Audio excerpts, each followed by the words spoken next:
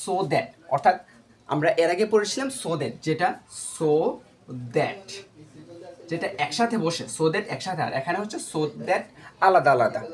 এটার মানে হচ্ছে এতই যে, সো দ্যাটের যখন আলাদা বসে তখন এটার অর্থ হয়ে যায় এতই যে, আর সো দ্যাট যখন একসাথে থাকে তখন এটার অর্থ হয় যাতে।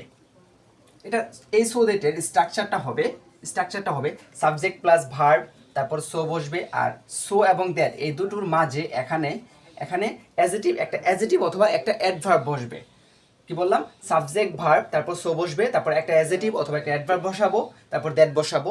আর তারপরে স্ট্রাকচারটা আগের সো দ্যাটের মতোই, যে subject plus can may shall will would could might plus ভার্বে বেস ফ্রম প্লাস এক্সটেনশন।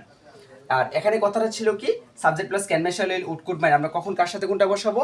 যদি এখানে সাবজেক্টের সাথে, অর্থাৎ সো দ্যাটের আগের যে ক্লোজটা এটা যদি প্রেজেন্ট অথবা ফিউচার হয় তখন আমরা ক্যান মে শ্যাল উইল বসাবো, আর যদি পাস্ট হয় তখন আমরা উড কুড মাইট বসাবো।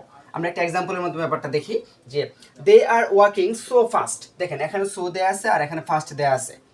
তারপর হচ্ছে দ্যাট, এখানে হচ্ছে they are they are walking so fast that they can reach in 5 minutes।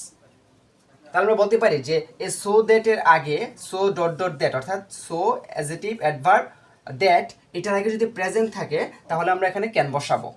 আর তাহলে এটার অর্থ হচ্ছে they are walking so fast that, তারা এতই দ্রুত হাঁটছে যে they can reach in 5 minutes, তারা 5 মিনিটের মধ্যে ওইখানে পৌঁছাতে পারে।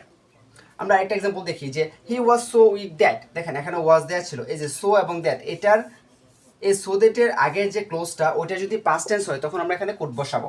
দেখেন he was so weak that, সে এতই দুর্বল ছিল যে he could not attend the programme, সে প্রোগ্রামে অংশগ্রহণ করতে পারেনি। তাহলে আমরা আশা করি যে ব্যাপারটা বুঝতে পারছি, যে যদি সো দ্যাটের আগে প্রেজেন্ট হয় তাহলে ক্যান মে শ্যাল উইল বসাবো, আর যদি পাস্ট হয় তাহলে আমরা বসাবো উড কুড মাইট। আর এটার অর্থ হবে যে এতই যে,